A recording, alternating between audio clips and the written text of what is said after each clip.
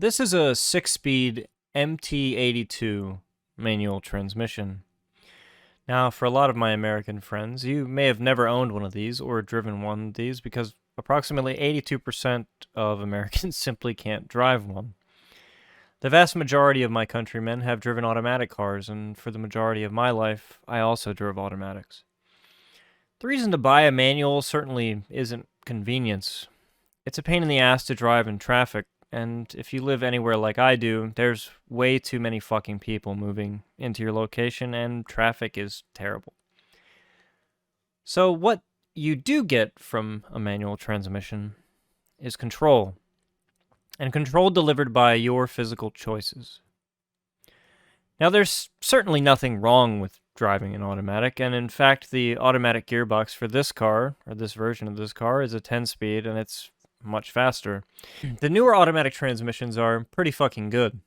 It used to be that, I don't know, maybe in the 90s, early 2000s, it took a while for automatic transmissions to be even more fuel efficient than manuals, which is the case now. But like I said, there's nothing wrong with driving an automatic, but the transmission is essentially doing all of the work for you. And if you're someone who's ever driven a standard or a manual transmission vehicle, and you get into an automatic for the first time in your life, you might experience a sensation of boredom. Because there's just a level of intimacy and connection with the car and the driven wheels that just isn't there anymore. And you might be asking yourself, Lex, what the fuck does this have to do with anything? Well, bear with me, and some of you might already understand what I'm getting at here. I spent about 2 hours yesterday on the public test server. I was testing a bunch of things. I was very interested in testing the heavy barrels in particular, and seeing what actually had access to the heavy barrels, and I did that. And I had some people coming into my chat, and I was doing this on stream, and some of you saw that there's various people coming in. People were coming in saying, hey, if you use this, try this out, try these attachments with this gun, that gun, this, that, and the other. This variation of attachments with this gun, and that's all well and good. And as someone came into my chat and said something along the lines of, wow, the Watchman doesn't have any recoil anymore with this particular setup. And I had to stop for a second and think about what had just entered my ears. Now, someone uttered out loud that the Watchman felt like it basically had no recoil anymore.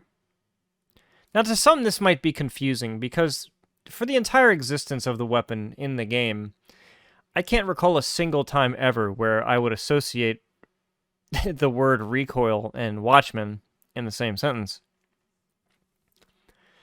Now, for me, personally, the only downside of the Watchman, and I really like that gun.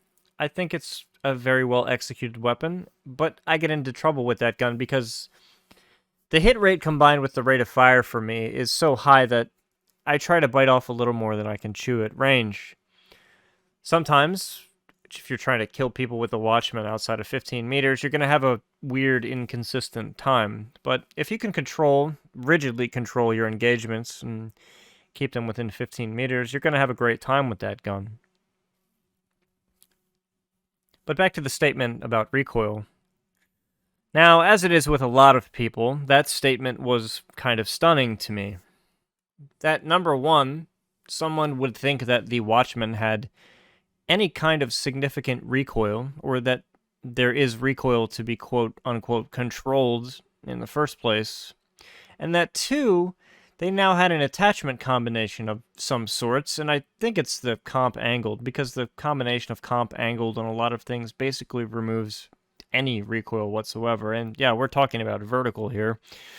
And a lot of people poo-poo the idea. Like, I've had a comment today on one of my videos about, yeah, the angled grip doesn't really work for me, it doesn't really do anything for me, and that's a sentiment that I understand, because if you're someone that is mechanically able to slightly pull down on a mouse, which I'm discovering is a huge fucking problem for a lot of people. And I really don't understand this, because it's one of the very first things that you learn in a shooter game is how to control the recoil, if there is any at all.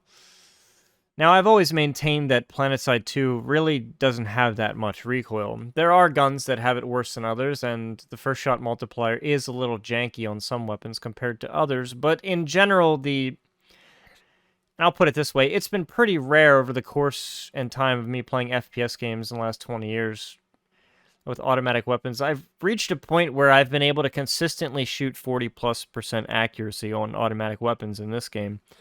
Now, I can approach that and get close to that in some other games, but not as consistently as I can in Planetside 2. But I think it's more because I'm very practiced in it, and I understand how the things work, and just that the inaccuracy of the weapons in general in this game is pretty trivial. But I'm also a player who cares about improving over time. I'm a player that cares about controlling my weapon and learning how to control my weapon because it's one of the fundamental core values and basic understanding of playing a game, or an FPS game in this example, and one of the main reasons that I've stayed and continued to play Planetside 2 is the skill gap in the gunplay. And yeah, players like me are at the top of the food chain when it comes to that, and we enjoyed that.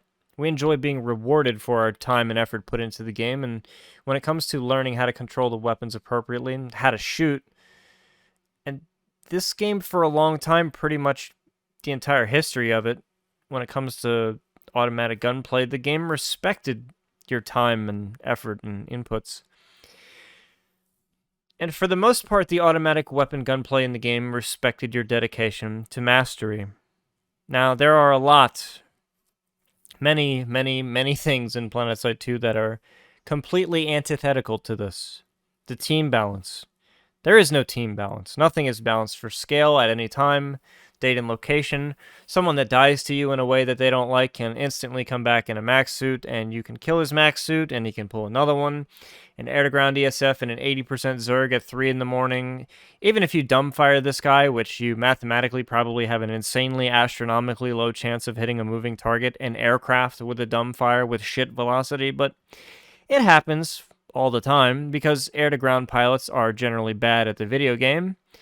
He can just pull another one and be right back to make you have to repeat that same action. Or if you kill someone in a gunfight who doesn't devote any time to playing the game, doesn't practice, doesn't try to improve at all, if you're that guy, you can just pull a shotgun and come back and basically turn your alpha headshot DPS, as the good player, into body shot DPS for less than half the effort. That's not your fault. I mean, it's your fault that you killed them in the way, the first time you killed them, that they didn't like, but it's not your fault that the shotgun is in the game. It's not your fault that the player can't fight you without this weapon. It's not your fault there's a 1 to 2 hit body shot kill gun in a significantly 50+% time to kill than a lot of other games. It's not your fault. It's not really his fault either. Because at the end of the day, the developer of the game is responsible for curating and crafting the experience that he wants his players to have. And for a long time, the original creators of the game, and here we're going back to Higby and Smedley, that regime, they made their mistakes. Sure, in design, some terrible design, some really boneheaded, awful decisions were made, but all along, for the most part, the core gunplay was pretty much left alone. Now, we balanced around the edges and power crept some stuff, but did an okay job, but shitters complained. And when I use the word shitter, if I use the word shitter, and your immediate reaction is to be insulted or offended by this word, it's nothing personal. And when I use the word shitter, I'm not attacking your character. I'm not even really attacking at all. I'm basically commenting on your intellectual and mechanical understanding and dedication to a video game. That's pretty much it. Now, obviously, there are more important things in life, but I find it odd what people choose to do with the massive amounts of time they spend in their hobbies. You know, people's time is important to themselves most of the time, and some people are really self-important with their time, but in general, people choose hobbies they spend literally thousands and thousands of hours working on or enjoying. And maybe it's just that I was raised different. I have a different set of values, or I value certain things more than others. But if it were me and I was going to spend thousands of hours doing something, I would imagine that I would want to improve at whatever that was. If it's something mechanical, I imagine that given that amount of time and my interest in the thing itself, I imagine that self-improvement would probably just be something that would happen by accident. You know, not even an acutely focused determination or self-improvement, just by goddamn accident. Spending enough time doing something, you would think there would be some drive to not be completely terrible at it. And of course, people are going to be offended by me saying that, and it's not that you in general can't play the game, because terrible players win all the time in Planetside 2 because there's no balance in the game. A terrible player against someone like me, oh, maybe one in the single digits percentage was of the time, but the vast majority of the time, players like me are going to beat this player. There's really nothing controversial about that. But now repeat this for, think, the same player who loses 95% of the time, and add, let's say, 9 or 10 years on to that, and you have the same outcome. So after 9 years, or 9 or 10 years of practice, the guy who's sitting at a 5% win rate against me, still losing 95% of the time. Now, to a rational person, if you're trying to analyze what the hell is happening here from an outside perspective, say, well, what the hell? What the hell is the 5% man doing? Or what is the 95% win rate man doing that the 5% win rate man is not? What separates the two? Why is this? Why is there such a gap here? What's the difference? Now put yourself in the shoes of 5% win rate man. The fact that it's taken 9 or 10 years to get to this point where you still lose 9.5 times out of 10 against the other guy. For the 5% win rate man, it never comes down to, what is this player doing that I'm not? Let me look behind the curtain. Let me see. How do I stop losing all the time? Because I don't know about you guys, but there's some point where people just get tired of getting their ass beat. But Planetside 2 players don't ever seem to get tired of getting their asses beat. But as I alluded to earlier, the man who loses 9.5 times out of 10 against a real, actual good player in the game, he's propped up on a false sense of victory, a false sense of accomplishment, by the way the game is designed. And this is truly why these people will never, ever quit playing the game, because it is the only, or one of the only FPS games in existence where you can join the game, you can have no team balance whatsoever, you can pull a kill streak reward from a terminal, whether it be in the form of a poorly balanced skill gap compression tool such as the shotgun or max suit, anytime you want, to beat whatever's killing you in regular FPS combat. Not only that, but you get to cap bases and provide victory for your faction. And I mean, does it matter that no one contests you about half the time? If you're rolling down a lattice lane at 3 a.m. with 48 to 96 players, and there are 3 players on the game on the other faction defending down that lattice line, I mean, does that really matter to you? That you lose every gunfight that you take with those 2 or 3 players? Not really. Probably not, because you win anyway. Look at the first few months, the first 6 months of Operation Barbarossa on the Eastern Front in World War II. The Red Army suffers 4 million casualties, which is unheard of. Now, granted, there's a lot more fighting to go after this, but 4 million casualties, the amount of casualties in general that the Soviet Union took just to come out on top anyway, at the end of the day. I think you'd pay that cost, and the cost for victory for the shooter in Planetside 2 is getting your teeth kicked in and day out by people who understand the game. Now, what does all this have to do with the Watchman having vertical recoil, or recoil in general? Well, as I said, and I alluded to with the manual transmission, we talked about earlier with automatics, or in relation to automatic transmissions, there's a level of control. So the entire history of this game, I talked about Higbee and Smedley and the gunplay and all this. you know what it means to have a skill gap in your game, or how a skill gap rewards effort, learning, practice. These are things that are very quickly going away now. And when you have a lead game designer that doesn't respect the gunplay of the game that he has taken over. Now, remember that Rel is not responsible for most, if not all of the things, a huge percentage of things that people come back and play this game for. Rel is not responsible for creating any of that. Chief among them, the gunplay of the game. Rel did not design the gunplay of the game, had nothing to do with its design whatsoever.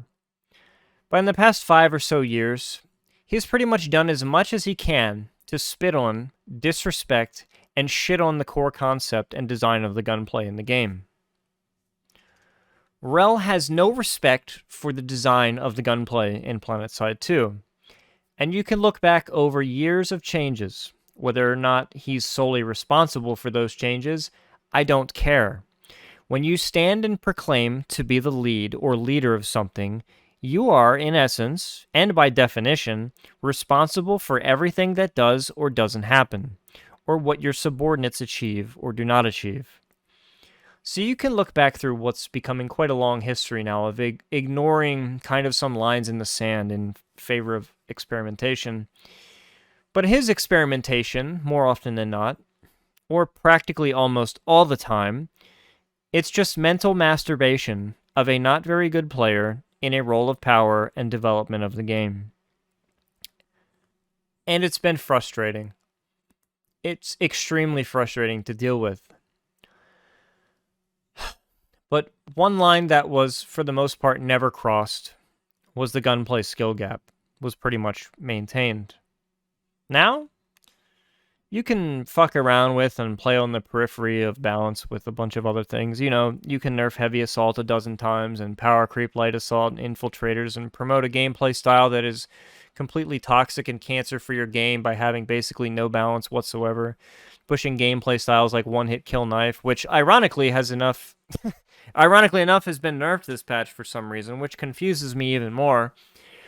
Because this patch in the attachments in the gunplay situation, it strikes me as odd that you would kind of present that you want to remove lower skilled playstyles from your game when, number one, you yourself put them in the game, and number two, are dumbing down or basically removing an entire aspect of the gunplay of the game for automatic weapons in one patch.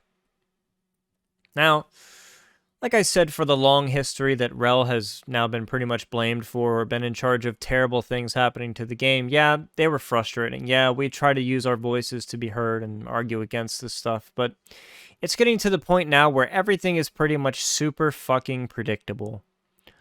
And one of my concerns for this patch, I did a Thursday morning, late Wednesday night video that you may have seen. I had some initial excitement, and then I had some real concerns, and after about 2 hours of testing yesterday, there were some things I liked, and a bunch of guns that I liked that needed something. You know, they got heavy barrel. I got some things, but there's some things that I think are just too much. I think adding a muzzle attachment, because it's not a barrel. Listen, guys, a barrel is the entire fucking thing, right? From the chamber and the trunnion to where the barrel is connected to the upper receiver. That's the barrel. The barrel isn't the last inch. Okay, that's called a muzzle attachment. That's not a barrel. Okay? When you put a 2-inch muzzle brake on the end of a weapon, that's not a barrel.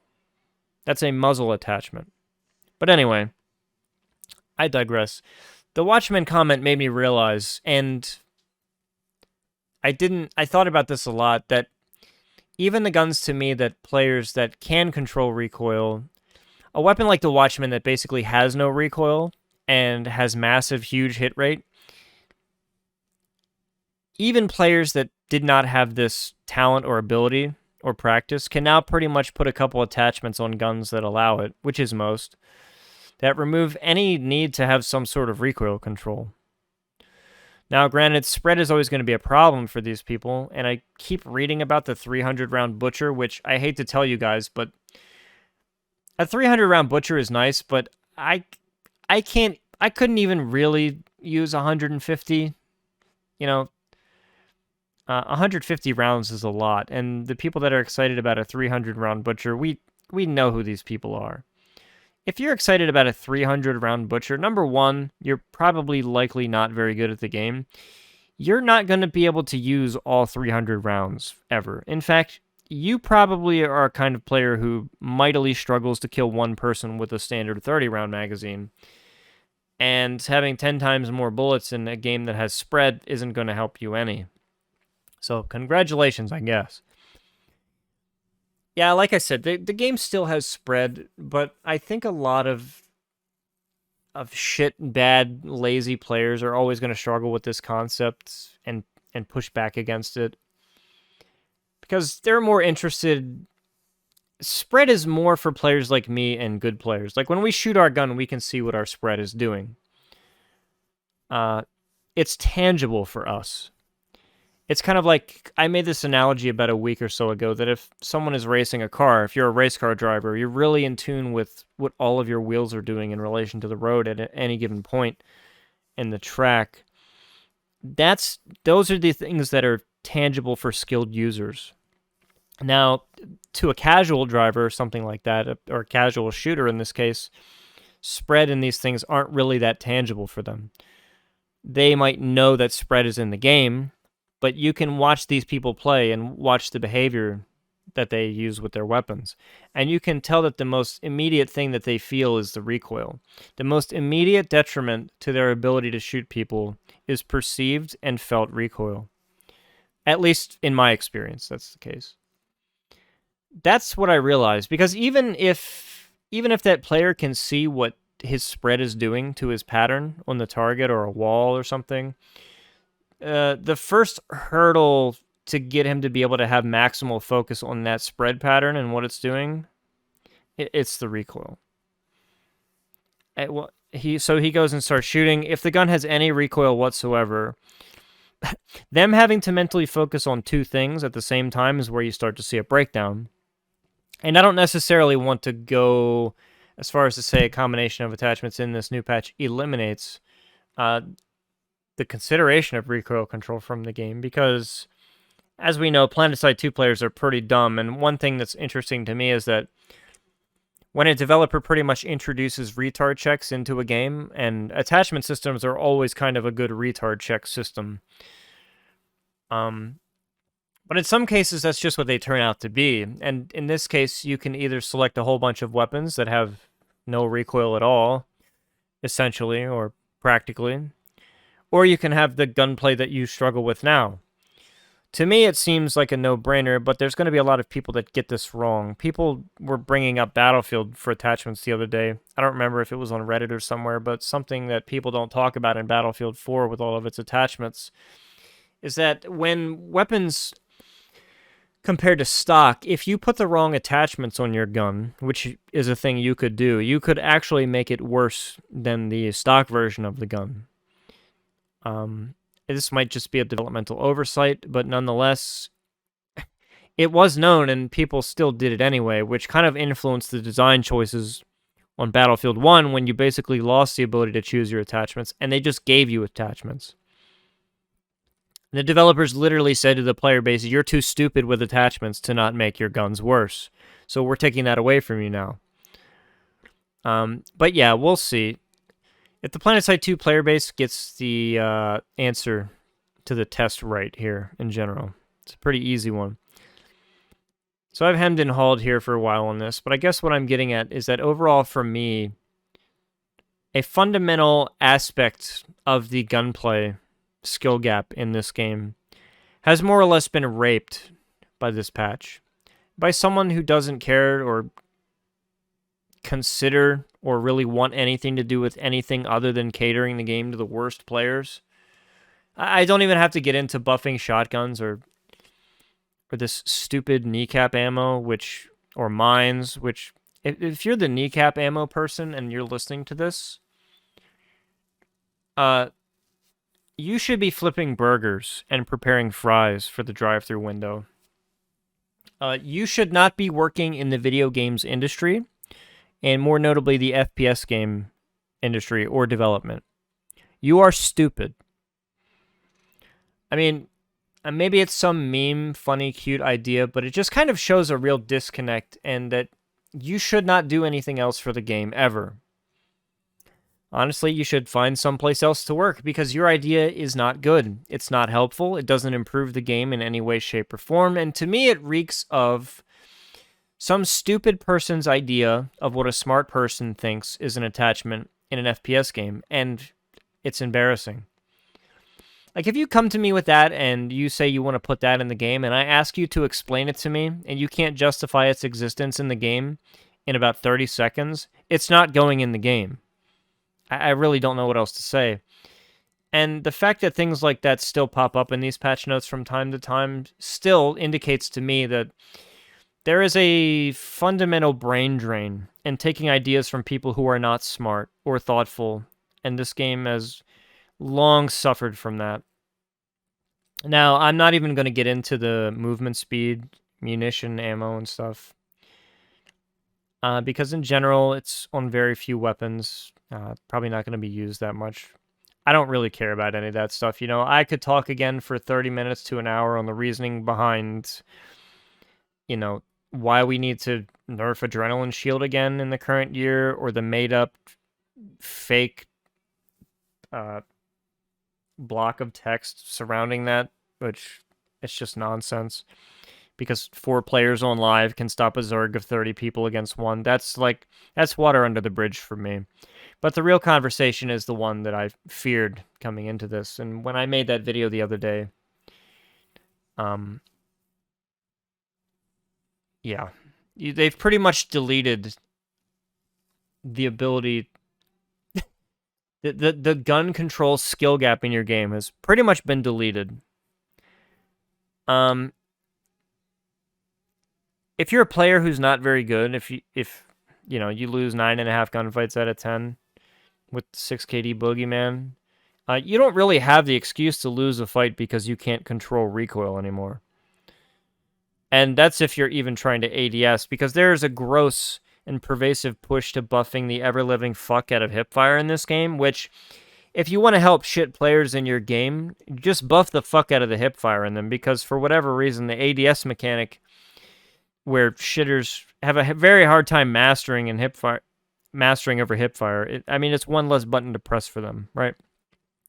So now you've essentially raped the golden goose, one of the main things that I know keeps a lot of players playing, and some people will disagree with me, and they'll continue to go on and use this new gunplay and achieve the same results. But for me, it's the principle of it, and the utter and complete lack of respect for the gunplay skill gap in your game, and really basically one part of the game where it was still kind of left intact. Because, I mean, we all know that this skill gap everywhere else has been destroyed for the most part. Vehicle players can speak to this, probably with the experience of the Combined Arms Initiative. Aircraft pilots, you guys have been dealing with the same thing as infantry players, basically. I mean, the introduction of Coyote missiles and all this other bullshit so that shit players could have some parity. I mean, this is the problem with your game development. When you cater your game to its worst players, you remove everything that is remotely interesting about your game because the ceiling of a shit player is so low. When you try to mold a game around the ceiling of the shit player, you get a boring, lame, stale, shit game. 99 times out of 100. Instead of accentuating what your best players do and balancing the game around the ceiling of your best players, which makes way more sense than when you balance a game from the bottom up. When you balance a game from the bottom up, what you're essentially doing is making a promise to all of your terrible players and your casuals that no matter how interesting the game could be, or no matter how many emergent game mechanics the game could have, well, we've got your back, guys. We will always be there to protect you. If there's ever anything that you don't like, we'll deal with it right away. And if there's anything that the other side wants, even if it makes total sense and it's thought out and rational and given in a clear and concise manner, We're not going to do anything about that because that's not what we're interested in. We're interested in getting you to buy crates and bundles and to spend money and to have you playing our game because casual players who are shitters are interested in things like that.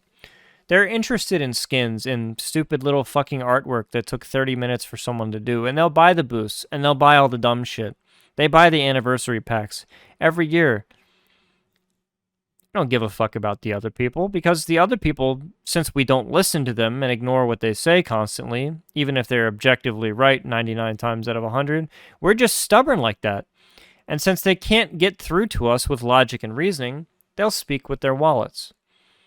And then that just pushes us further into the camp of giving the shitter what they want, because all of the people who are protesting the design of our game with their wallets out there, we have even less incentive now to listen to them because there's a massive silent majority of people who are brain-dead zombie casuals who pretend that Planetside 2 is a tactical war simulator.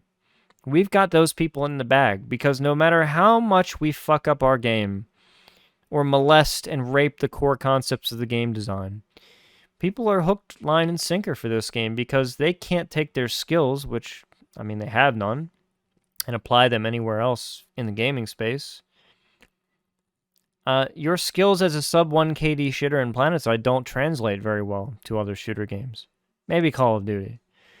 Which, by the way, I think it's funny and rather ironic that shitters and casuals in the Planetside 2 community do nothing but shit on Call of Duty and complain about Call of Duty and are the most terrified by anything in the game resembling Call of Duty.